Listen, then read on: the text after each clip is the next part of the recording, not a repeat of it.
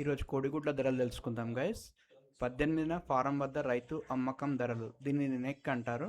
100కు రూపాయలలో హైదరాబాద్లో 620, వరంగల్లో 622, విజయవాడలో 640, ఈస్ట్ మరియు వెస్ట్ గోదావరి జిల్లాల్లో 625, విశాఖపట్నంలో 610, చిత్తూరులో 663 రూపాయలు.